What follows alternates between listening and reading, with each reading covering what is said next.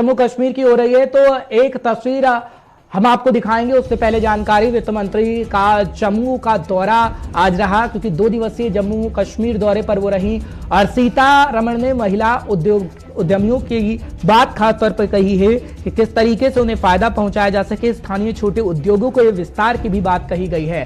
फिलहाल जम्मू के अंदर निर्मला सीतारमण की आज तस्वीर नजर आई जब उपराज्यपाल मनोज सिन्हा साहब रहे हैं, सांसद जुगल किशोर रहे हैं, तमाम अधिकारियों की मौजूदगी आप खास तौर पर देख पा रहे हैं। और कल भी हम आपको जानकारी दे रहे थे, लेकिन कल श्रीनगर से तस्वीर सामने आई थी निर्मला सीतारमण की, क्योंकि वो वजीर खजाना है और कहीं ना कहीं लोगों को काफी उम्मीद है। हालांकि निवेशकों को कैसे आकर्षित किया जाए, ये श्रीनगर से भी बातचीत करती हुई निर्मला सीतारमण नजर आई थी। लेकिन जानकारी आपको इस वक्त की दे रही है कि जम्मू के अंदर भी तमाम बातें निर्मला सीतारमण की तरफ से कही गई हैं। विनोद कुमार हमारे सीनियर साथी उस वक्त जुड़ चुके हैं जम्मू से लाइव। तमाम जानकारी आप तक पहुंचाने की पूरी कोशिश करेंगे। विनोद, बहुत बहुत शुक्रिया 5 के पंच में अपना समय देने के लिए, हमारे साथ जुड़ने के लिए। विनोद, जम्मू कश्मीर का जब हम जिक्र करते हैं तो सबसे पहले आता है पर्यटन क्षेत्र, और पर्यटन क्षेत्र को लेकर हम हमेशा डिस्कस करते रहे हैं कि हाँ, कितना बढ़ावा दिया गया, कौन सी सरकार ने क्या किया क्या नहीं किया। अब अगर हम बात करते हैं वित्त मंत्री निर्मला सीतारमण की, जो देश की वित्त मंत्री हैं, और जब जम्मू कश्मीर पहुंची तो सबकी नजरें श्रीनगर के अंदर क्या हुआ हमने अपने दर्शकों को कल बताया। जम्मू के अंदर क्या कुछ बातें कही गई हैं वो हमने सुनवाया भी है अपने कई बुलेटिन में। लेकिन जो महिलाओं को लेकर खासतौर पर बातचीत कर रही हैं, स्थानीय छोटे उद्योगों को लेकर खासतौर पर बातचीत कर रही हैं, कितना फायदा जम्मू में खासतौर पर होगा? देखिए हर्ष, आपको बता दूं कि निर्मला सीतारमण द्वारा महिला उद्यमियों को मिलना अपने आप में ही महिला उद्यमी बहुत ही प्रोत्साहित हो जाती है। हालांकि महिलाएं काम कर रही हैं, सेल्फ हेल्प ग्रुप बना करके काम कर रही हैं, दूसरे ग्रुप्स उन्होंने बनाया है, लेकिन इस तरीके से खुद केंद्रीय वित्त मंत्री का आना, उनकी बातों को सुनना, उनके समक्ष जो आ रही दिक्कतें हैं उनसे रूबरू होना, ये बड़ा मायने रखता है और उन उद्यमियों का हौसला बहुत बड़ा बढ़ जाता है। हालांकि 165 करोड़ की परियोजनाओं को उन्होंने उद्घाटन भी उनका किया है, लेकिन साथ ही साथ कुछ राजनीतिक टिप्पणी भी उन्होंने की है। उन्होंने कहा कि कांग्रेस के कार्यकाल में डिफेंस पर खर्च नहीं हुआ है, 10 साल तक स्टेग्नेशन लगी रही। अब हम देश की एकता और अखंडता को देखते हुए, राष्ट्र की सुरक्षा को देखते हुए हम डिफेंस पर खर्च कर रहे हैं।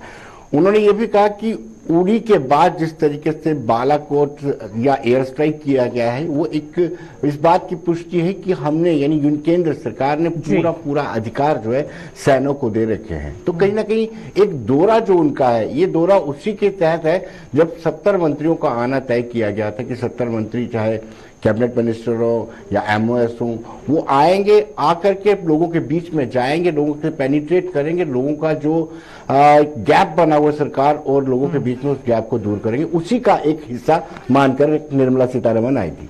ठीक है, लेकिन विनोद, जहां तक आप महिला उद्यमियों की बात कर रहे हैं, छोटे उद्यमियों की बात कर रहे हैं, सिर्फ हम महिलाओं का भी डिस्कस करते हैं।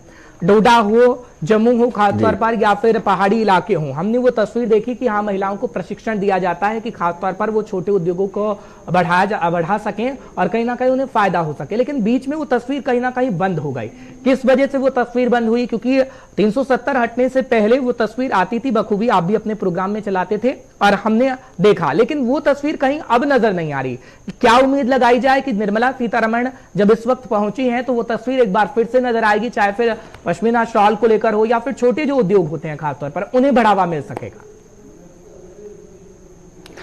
लेकिन कुछ रोज पहले ऐसा प्रयास किया गया था और महिलाओं के ग्रुप्स बनाए गए थे, जिसमें हम सेल्फ हेल्प ग्रुप कहेंगे, स्टार्टअप के लिए महिलाओं को लाया गया था। लेकिन हर समय एक चीज को और ध्यान में रखना है कि जब 5 अगस्त 2019 के बाद बदलाव आया, संवैधानिक बदलाव आया, लेकिन उसके साथ साथ एक जिसको पेंडेमिक कहेंगे, कोविड-19 भी आ गया। कोविड-19 के चलते जो गतिविधियां इतनी एक्सपेडाइट हो चुकी थी, वो कहीं ना कहीं थोड़ी सी शांत हो गई, थोड़ी सी कम हो गई है। एक कोविड-19 भी इसका एक कारण रहा है। लेकिन आपने खुद ही कहा कि निर्मला सीतारमण के आने से जरूर प्रभाव पड़ेगा। जिन महिलाओं से वो मिली हैं, जिन महिलाओं से वो रूबरू हुई हैं, वो आगे माउथ कैंपेन करेंगे, जब आगे अपने सहयोगियों से और महिलाओं से बातचीत करेंगी कि निर्मला सीतारमण जो केंद्रीय वित्त मंत्री हैं, उन्होंने ऐसी उत्साहपूर्वक बातें की है, तो मुझे लगता है कि और भी महिलाएं जो घर में बैठी हैं और अपना उद्योग लगाना चाहती हैं उनको प्रोत्साहन मिलेगा। और मुझे लगता है कि बड़ा इंपॉर्टेंट विजिट या टूर 2 दिन का जो है निर्मला सीतारमण का रहा है। ठीक है विनोद, बात पर्यटन क्षेत्र की करते हैं, क्योंकि जब भी हम जम्मू कश्मीर का जिक्र करते हैं तो खासतौर पर कश्मीर जहन में आता है, वहां की डल झीलें जहन में आती है, जन्नत नजर आता है। लेकिन जम्मू को मंदिरों का शहर कहा जाता है। अभी भी कुछ ऐसे पर्यटक स्थल हैं जहां पर तवज्जो नहीं दी गई है, चाहे अलग अलग इलाकों का जब हम जिक्र करते हैं, चाहे फिर म्यूजियम बनाने की बातें हों या फिर उन पर ध्यान देने की बातें हों। लेकिन वो तस्वीर कब कहीं ना कहीं जम्मू से बदलेगी और उन पर्यटन क्षेत्रों पर कब ध्यान दिया जाएगा, ताकि वहां पर अगर लोग आएंगे तो पूरी संभावना है कि पर्यटन क्षेत्र को फायदा होगा। क्या उस पर भी ध्यान दिया जा रहा है? ये बिल्कुल आपने ठीक कहा कि 1996 में जब आतंकवाद के बाद इलेक्शन हुए थे, इलेक्शन से जीत करके जो लोग आए थे, जो सदस्य आए थे, वो जम्मू प्रोविंस से जो ताल्लुक रखने वाले सदस्य थे, वो बार बार ये कहते थे कि पर्यटन क्षेत्र को लेकर के जम्मू खित्ते के साथ पक्षपात होता है।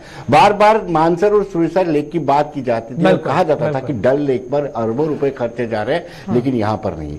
ये रफ्ता रफ्ता ये मामले अभी भी चल रहे हैं। अगर जम्मू शहर के बीचों बीच में कहें तो हर जम्मू शहर के बीचों बीच में ऐसे प्रेस्टिजियस प्रोजेक्ट हैं वो कई सालों से लटके हुए हैं। अब ये सरकार ने आश्वासन दिया, जैसे हम कहेंगे आर्टिफिशियल लेक, वो एक बड़ा प्रोजेक्ट था, रोप वे तो शुरू हो गया, लेकिन साबरमती के पैटर्न पे आपको तभी को डेवलप करना था, वो डेवलप नहीं हो पाई है।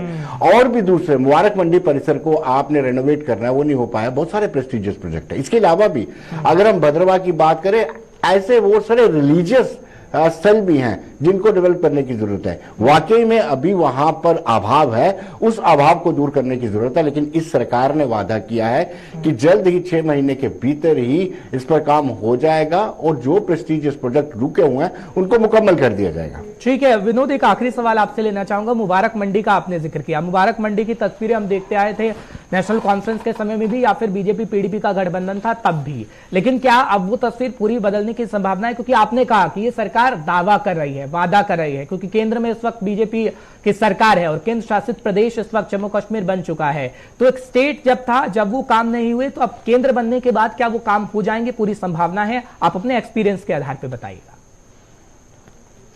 देखिए, ये लंबा प्रोजेक्ट, अगर हम मुबारक मंडी की बात करें तो अगर ईंट बजरी से इसको बनाना होता तो मुझे लगता है कि जल्दी बन जाता। लेकिन जो मटेरियल वहां पर लगा हुआ है, पुरातत्व विभाग के अधिकारी यहाँ एक्सपर्ट्स हैं, उसी मटेरियल को यूज करना चाहते हैं। लेकिन लापरवाही भी हुई है, कुछ जगहों से गिरा भी है। लेकिन ये प्रोजेक्ट में थोड़ी देरी होगी, संयम बरतना होगा। लेकिन साथ ही साथ डोगरा सदर सभा ने कल ही एक प्रेस कॉन्फ्रेंस करके डिमांड की है कि ये मुबारक मंडी को पब्लिक के लिए खोला जाना चाहिए। अभी पूरी तरह से बंद है, रेनोवेशन की हालत में है, लेकिन कहीं ना कहीं हर्ष होगा जरूर। जिस तरीके से अब जम्मू की आवाम खड़ी हो चुकी है, जम्मू की आवाम हिसाब मांगना शुरू हो चुकी है, तो मुझे लगता है कि एक दबाव बनेगा और इस दबाव के अंदर मुबारक मंडी का भी जो रेनोवेशन है उसका काम मुकम्मल होगा। बिल्कुल विनोद, बहुत बहुत शुक्रिया। इस पर प्रशासन ध्यान दे, उम्मीद की जा सकती है। अपना समय देने के लिए आपका बहुत बहुत शुक्रिया। फिलहाल विनोद हमारे सीनियर साथी बता रहे थे कि जम्मू हो या फिर कश्मीर, किस तरीके से निर्मला सीतारमण जब पहुंची हैं तो लोगों को खासा उम्मीदें हैं और उम्मीदों पर खरा उतरेगी सरकार। ये हर सरकारें कहती नजर आई हैं और ये भी सरकार कह रही है। फिलहाल